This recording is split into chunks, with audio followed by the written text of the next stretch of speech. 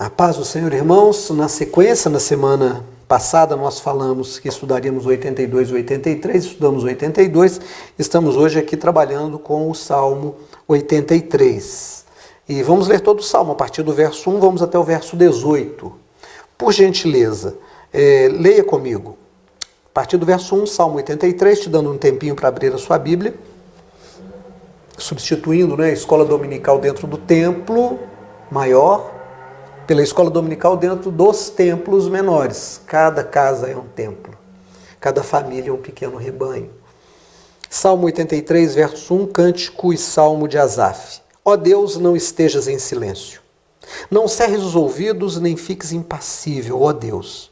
Porque eis que teus inimigos se alvoroçam, e os que te aborrecem levantam a cabeça.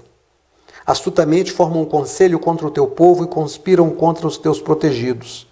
Disseram, vinde, desarraiguemo-los para que não sejam nação, nem haja mais memória do nome de Israel.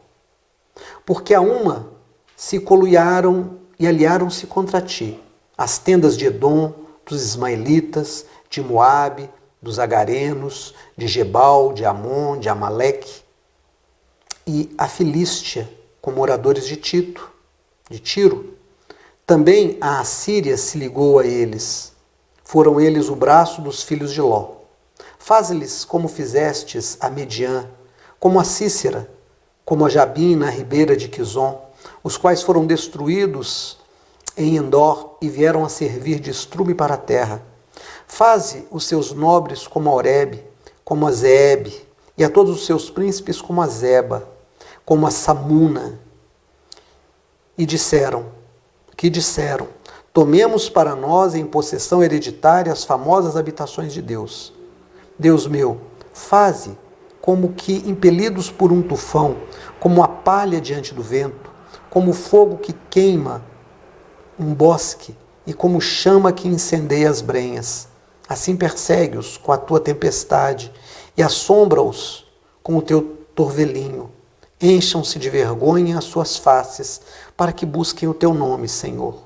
Confundam-se e assombrem-se perpetuamente, envergonhem-se e pereçam, para que saibam que tu, a quem só pertence o nome de Jeová, és o Altíssimo sobre toda a terra. Amém.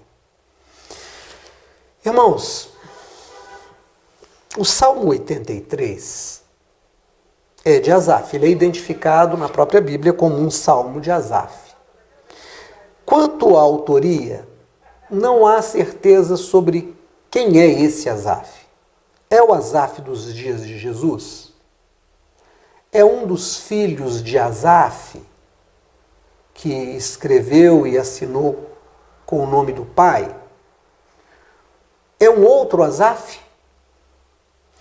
Porque alguns desses versículos sugerem passagens bíblicas que não são do tempo de Davi. E Asaf é do tempo de Davi. Então a autoria vem aqui nesse subtítulo, que não é uma divisão que tem no texto original, mas é apenas um auxiliar para que a gente possa estudar a Bíblia. A gente não tem certeza se é aquele Asaf, tá? Mas não é o mais importante. Nós vamos ver aqui o que é que eles estão trazendo para nós esses versículos. Primeiro, nós já temos estudado os Salmos.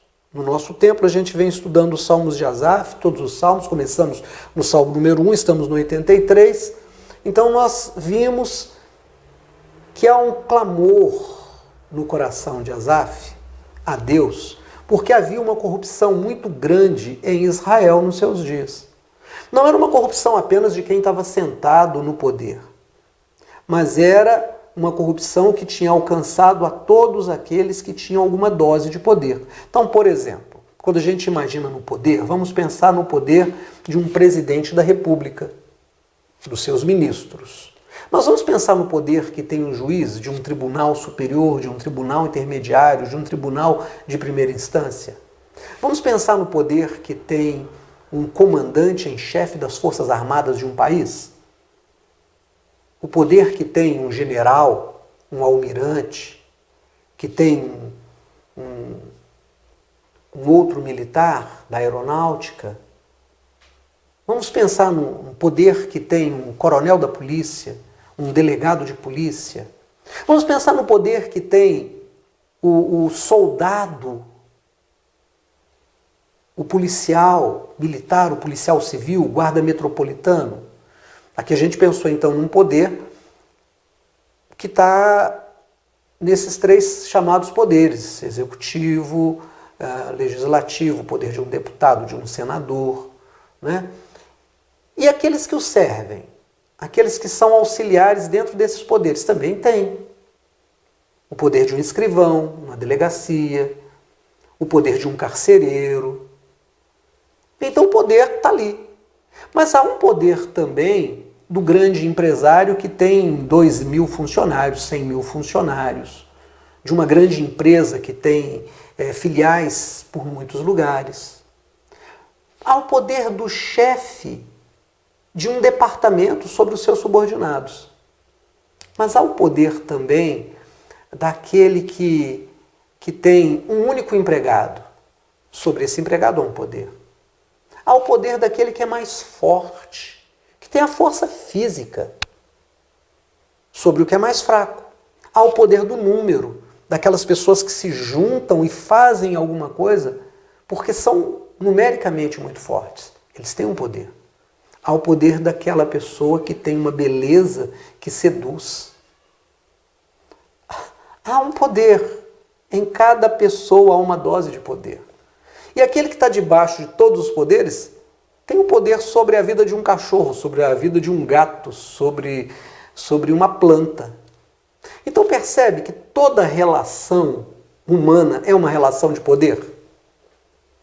O que o Asaf vem nos mostrando nos salmos que nós estudamos é que em algum momento a sociedade de Israel ela se tornou corrompida pelo poder. As pessoas deixaram de reger-se, né, a partir da justiça, mas fizeram a partir da injustiça por interesses, usando o poder. Bom, então nós vimos isso. Esse salmo vai mostrar o sofrimento de Israel diante de várias nações. Várias nações alcançaram poder contra Israel. Mas nós não podemos deixar de nos lembrar que Israel vive essas situações por causa da sua corrupção interna.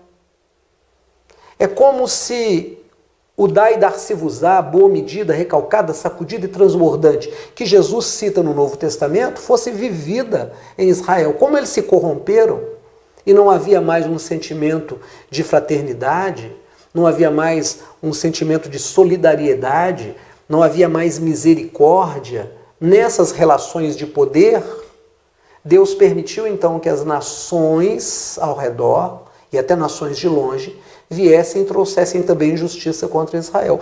Então o Asaf, aqui ele vai dizer: ó Deus, não estejas em silêncio, não cerres os ouvidos, nem fiques impassível, ó Deus, porque eis que o inimigo, os inimigos se alvoroçam e os que te aborrecem levantaram a cabeça. Por que Deus estava em silêncio? Por que Deus tinha cerrado os ouvidos? Porque a injustiça dentro de Israel feria a dignidade humana. E toda vez que a dignidade humana for ferida, Deus vai trazer de volta, multiplicado muitas vezes, sobre aquele que roubou a dignidade de alguém, a própria indignidade. Por isso que Deus estava em silêncio. E funciona para um grupo, porque o Asaf, ele traz um grito de socorro e de confissão diante de Deus em nome de alguns. É interessante porque quando a gente estuda na história das civilizações, e aqui eu não quero falar nem de textos bíblicos, mas você pega a história secular e você percebe sociedades que se degeneraram, que se tornaram violentas, avarentas, promíscuas. Sempre houve um grupo, uma reserva moral. Parece que Deus sempre tem um grupo que não deixa aquilo acabar.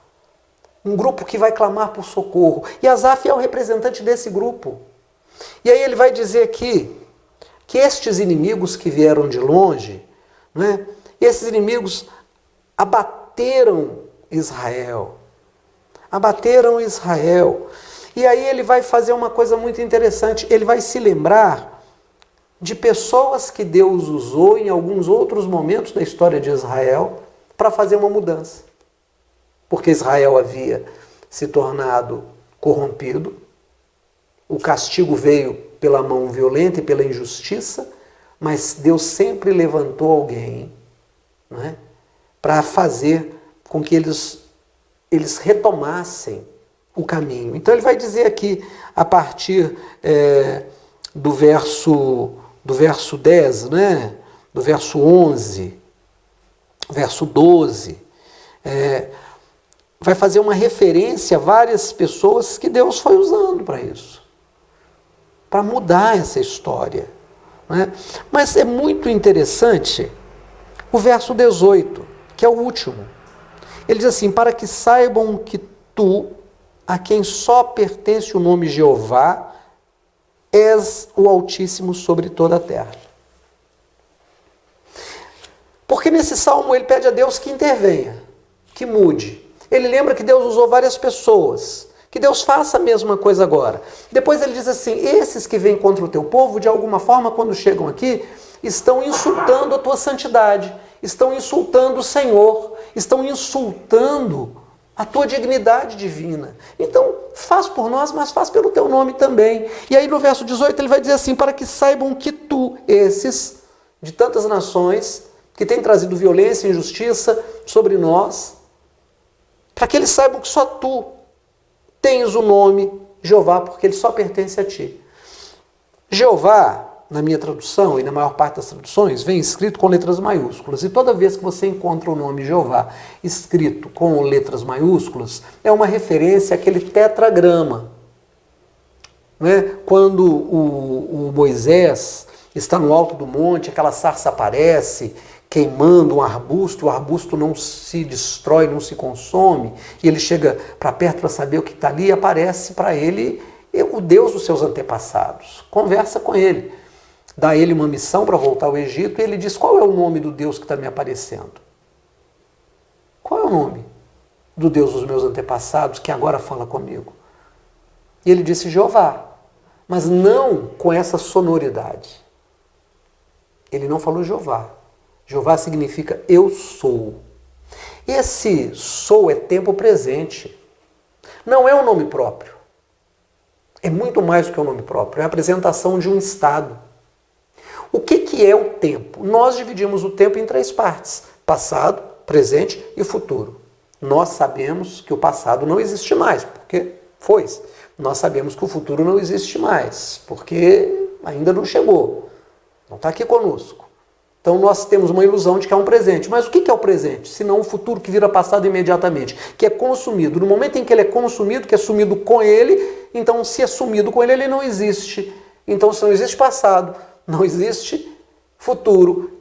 E o presente é a ilusão, porque é o futuro que imediatamente se transforma em passado. O que existe enquanto tempo? Tempo não existe. O tempo, então, é uma ilusão. E aqui a gente pode entrar numa discussão filosófica e de física, mas o fato é que quando ele diz assim: só a ti pertence o nome Jeová, ele está dizendo: só o Senhor é real. O Senhor é o próprio tempo. Ele está dizendo: Deus, o Senhor não é o Deus dos antepassados, porque para o Senhor não existem antepassados. O Senhor não é o Deus dos que vão nascer, porque para o Senhor não vão nascer. Os que foram e os que virão e os que nós imaginamos que agora são e somos, diante do Senhor é uma coisa só. É por isso que Jesus vai dizer que Deus não é Deus de mortos, porque para Ele todos vivem. É por isso que aparece conversando com Jesus na transfiguração 2 elementos. Um que subiu num carro de fogo, se subiu para a estratosfera, se chegou ao espaço sideral, humanamente tem que ter morrido, porque não tem condições lá em cima de sobreviver. E o outro é Moisés, que a Bíblia afirma que morreu. Mas eles aparecem conversando com Jesus transfigurado a respeito de coisas que aconteceriam em Jerusalém daí a alguns dias. Então, para Deus, não há tempo passado, não há tempo futuro e não há o que nós chamamos de tempo presente. Para Deus, há um grande agora, um grande eu sou. Então ele vai dizer aqui, para que saibam que tu, a quem só pertence o nome eu sou. Porque essas nações que empoderadas servem como um castigo para nós que fizemos mau uso do poder, cada um na medida que o teve. Essas nações, quando elas chegam aqui, elas chegam se achando todo poderoso, toda poderosa. E só o Senhor é o todo poderoso. Então, ele diz assim, Deus, para que eles tenham uma experiência com o Senhor nesse nível, porque só a ti pertence o nome de Jeová e só tu és o Altíssimo sobre toda a terra. Então veja, quando ele diz assim, as tendas de Edom, dos ismaelitas, de Moabe, dos agarenos, de Gebal, de Amon, de Amaleque, da Filístia, dos moradores de Tiro, da Assíria e dos filhos de Ló, que vieram contra nós, que se levantaram contra nós, que eles saibam que o Senhor governa sobre eles, pois tu és Deus sobre toda a terra. O Senhor é o Deus deles também, ainda que eles não saibam, que eles percebam isso. E aqui, meu querido, nós temos uma coisa muito linda, um clamor muito interessante, porque o Asaf, ele não está interessado que essas pessoas apenas mudem de religião ao conhecer o Deus de Israel. Ele não está interessado que eles mudem de deuses. Porque, veja bem, o que é conversão? Mudança. Mas às vezes não há conversão, há convencimento. Às vezes a pessoa não é convertida, ela é convencida. Ela seguia numa religião e ela mudou de religião. Mas ela não mudou por dentro. Ela mudou de nome. Ela chamava, por exemplo, um deus de A, mudou de religião, agora chama um deus de B. Mas dentro dela, a relação é a mesma. Ela lê o A e o B do mesmo jeito. Então, o que nós muitas vezes chamamos de conversão não é conversão, é apenas convencimento. O Asaf não está interessado em que alguém mude de religião ou mude de Deus, mas que haja uma expansão da consciência, mas que haja uma expansão do entendimento. Então ele diz assim, para que saibam que tu, a quem só pertence o nome Jeová, o eu sou, para que a consciência de todos alcance o nível de perceber que o Senhor é tudo em todos. Que coisa maravilhosa! E que tu és altíssimo sobre toda a terra. Quando ele diz isso, tu és altíssimo. Olha o superlativo, altíssimo. El Shaddai, todo-poderoso, sobre toda a terra. Se eu alcanço esse entendimento, eu não me preocupo com coisas menores, como aquele grupo chama um deus de A, outro grupo chama de B, um adora na pedreira, outro adora no mar, um adora na capela, outro adora no cemitério. São coisas pequenas, porque eu passo a ter um entendimento que ele é o Altíssimo, ele está sobre todo, sobre tudo. Ele é o Criador de tudo e de todos, ele é o mantenedor de tudo e de todos, ele guia o caminho de tudo e de todos, ele pesa a mão sobre tudo e sobre todos, ele converte a tudo e todos. É o alcance desse entendimento que norteia o clamor de Asaf. Quando você entende isso, você está entendendo o Salmo 83. Eu espero que o Salmo 83, a partir desse prisma, fique muito vivo no seu coração e te desperte a ter também a sua consciência expandida no amor de Jesus Cristo. Até a semana que vem, com o Salmo 84, 85, até o final, em nome de Jesus. Amém.